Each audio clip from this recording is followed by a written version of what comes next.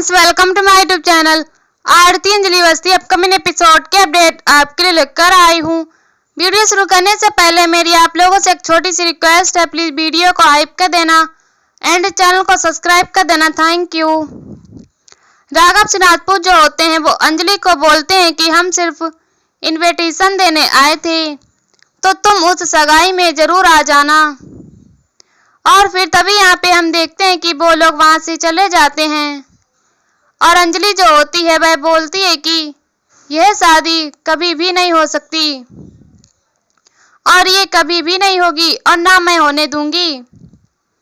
तभी यहाँ पे हम देखते हैं कि वो लोग वहां से जाते हैं तो राधिका जो होती है वो अपनी चाल में जैसे ही कामयाब हो जाती है, क्योंकि वो इस तरीके से मेलोड्रामा करती है, वो रोने की एक्टिंग करती है, जो कि आरती भी सुन ली होती है कि जो उसकी सारिका चाची हैं वह रो रही होती हैं, जिसकी वजह से उसे ऐसा लगता है कि अब मेरी माँ जो है वह इस तरीके से इन लोग के साथ बिहेव कर रही हैं, जिसकी वजह से इन लोग को रोना पड़ रहा है। तभी यहाँ पे हम देखते हैं कि जो कली होती है वह बोलती है कि अब मेरा क्या होगा, आंटी मेरा क्या होगा। तभी यहाँ पे हम देखते हैं कि वह बोलती है कि तुम टेंशन मत लो, कली मैं तुम्हारे साथ हूँ और मैं कभी भी अन्याय नहीं होने दूंगी। तभी यहाँ पे हम देखते हैं कि अंजलि के पास जो है वो पंकज पुरोहित का फोन आ जाता है और वह उसे फोन जैसे ही मिलाते हैं तो वह उसे पूछते हैं कि क्या हुआ अंकनी सिख, अब जो हमने ढूंढने के लिए उस ड्राइवर की खोज की थी वह मिल चुका है। उसका पता चल गया है कि उस ड्राइवर का नाम रवि था और उस एक्सीडेंट में उसे भी चोट आई थी, वह भी 1 महीने 1.5 महीने जैसे अस्पताल में एडमिट था। तभी यहाँ पे हम देखते हैं कि वह उसे बोलता है कि वह बोलती है कि हाँ सर, अब हमें उसे कोर्ट की डेट पड़ने से पहले उसे ढूंढ निकालना पड़ेगा। तभी यहाँ पे हम देखते हैं कि जैसे ही वो ये सब सोचती है, क्योंकि वह बोलती है कि मेरा अब कुछ नहीं रह गया, मैं किस तरह भरोसे जीऊं जब ना मेरा पति मेरे साथ है ना ही मेरी बेटी। तभी यहाँ पे हम देखते हैं कि ये सुन के वह जो पंकज होता है वह थोड़ा इमोशनल भी हो जाता है, क्योंकि उसे ऐसा लगता है कि वह कितनी डेयरिंग और कितनी हिम्मती लड़की थी और आज इस तरीके से हिम्मत हार के रो रही है। तो वो उसे बोलता है कि आप इस तरीके से, आपकी आंखों में आंसू अच्छे नहीं लगते अग्निसखा, आप तो अग्निसखा हैं, आपकी आंखों में चिंगारी ही अच्छी लगती है।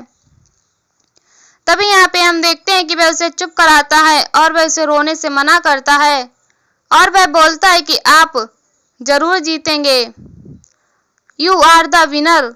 और यहाँ पे हम देखते हैं कि इस तरीके से जैसे ही वह सुनती है तो उसको भी थोड़ी हिम्मत मिलती है, क्योंकि एक पंकज जी हैं जो उसको सपोर्ट कर रहा है और उसकी हेल्प कर रहा है। तभी यहाँ पे हम देखते हैं कि जैसे ही वह यह सब सुनती है तो वो अपने आप को कंट्रोल करती है और अपने आंसू को रोकती है।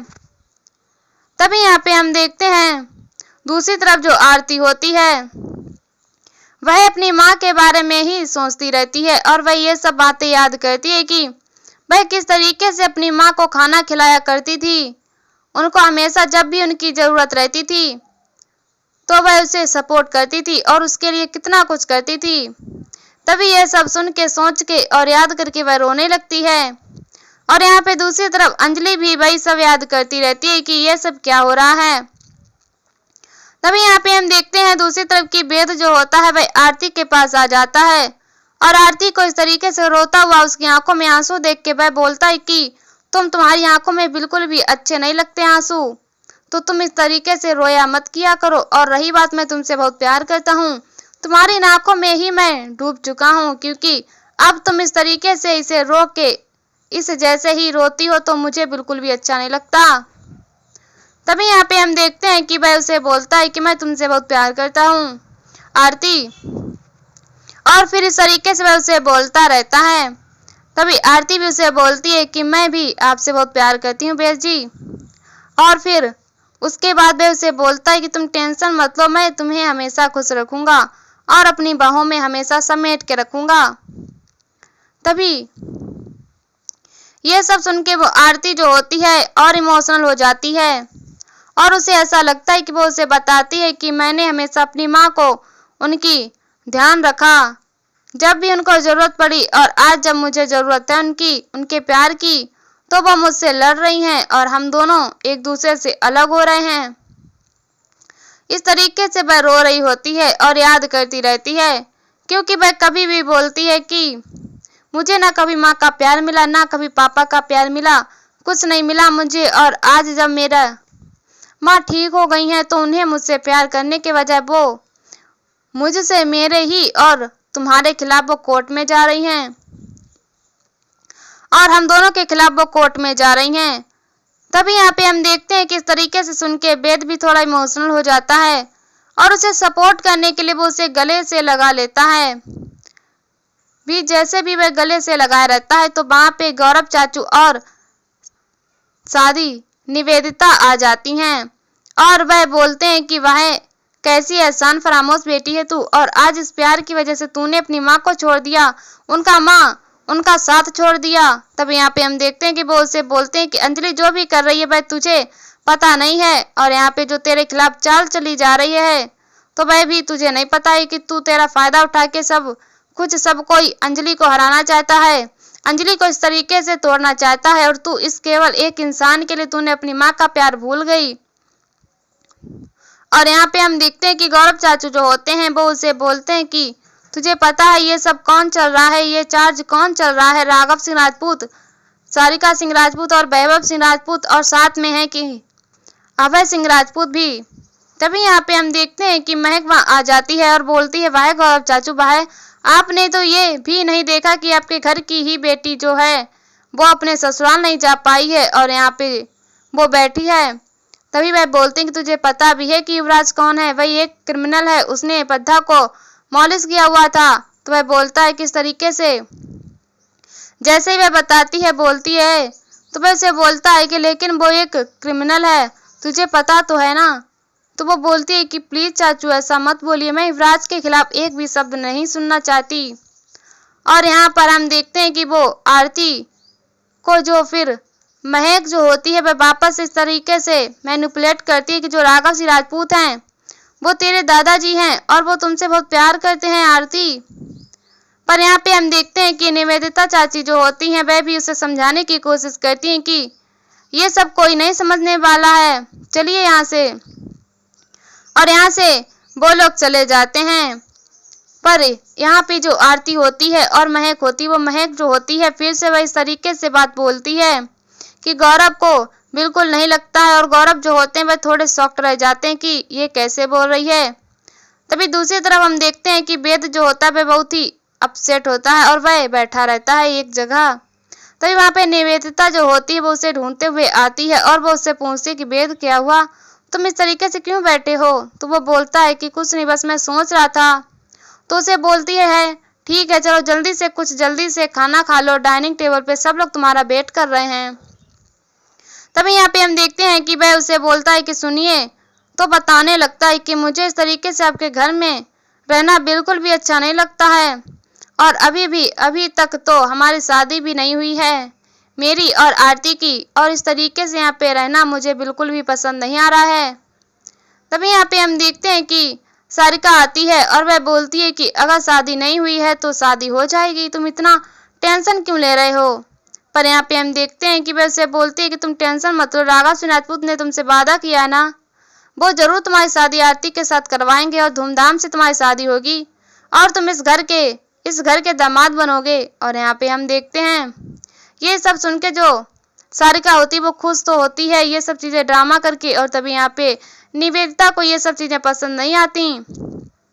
तभी वहाँ पे राघव सिंह राजपूत आ जाते हैं और राघव सिंह राजपूत जो होते हैं वो भी उसे बोलते हैं कि तुम टेंशन मत लो बेटा, मैं तुम्हारी शादी जरूर करवा दूंगा। और तुम तो वो बोलता है सर, लेकिन आप तो वो बोलता है, जैसे ही सर बोलता है तो बोलता है कि सर मत बोलो, मैं तुम्हारा दादाजी रखता हूँ।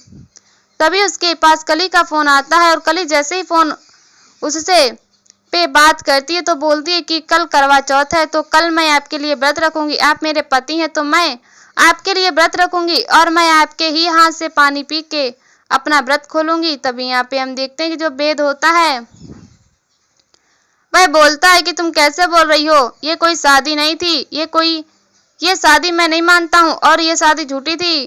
तभी यहाँ पे ये सब बात जो होती है अंजलि सुन लेती है। कली ने जो है फोन स्पीकर पे रख दिया होता है, जिसकी वजह से वो ये सारी बातें सुन ली होती है। तभी वो बोलती है कि ये जो तुम कर रहे हो वो सब गैर कानूनी है वेद, तुम ऐसा नहीं कर सकते हो और वो तुम्हारी पत्नी है तो तुम्हें उसके साथ ही करवा चौथ मनाना पड़ेगा। तभी ये सब सुन के जो वेद होता है वह बोलता है कि मैं ऐसा कुछ नहीं करूंगा, वह मेरी पत्नी नहीं है और मैं उसे पत्नी नहीं मानता, और रही बात मैं शादी जो है वह आरती के ही साथ करूंगा। तभी यहाँ पे फिर से सारिका जो होती है वह मेलोड्रामा स्टार्ट कर देती है। वह रोने लगती है कि अरे ये देखो, ये कैसी माँ है जो अपने, कैसी सास है जो अपने ही दामाद के साथ इस तरीके से पेश आ रही है और इस तरीके से उसे धमकी दे रही है। और यहाँ पे हम देखते हैं कि फिर से वह इस तरीके से ड्रामा करके सबको बुला लेती है, पूरे परिवार को, कि आ जाओ सब लोग देख रहे हो, कोई सुन रहे हो। तभी आरती वहां पे आती है और आरती जो होती है वह ये सब देख लेती है कि उसकी माँ किस तरीके से उससे बात कर रही है और यहाँ पे सारिका किस तरीके से ये सब चीजें को दिखा रही होती है। तभी यहाँ पे ये सब चीज सुन के वह बहुत ही गुस्सा करती है और वो जो सारिका होती है वह इस तरीके से बोलती है कि ये शादी जो होके ही रहेगी। और कल ही रही बात कली की, तो कल हम सब यहाँ पे करवा चौथ का व्रत रखेंगे, जिसको आना है आ जाओ, अगर कली आ सकती है तो आ जाए। और देखते हैं कि वह कैसे यहाँ से अपने पैरों पे वापस से जाती है।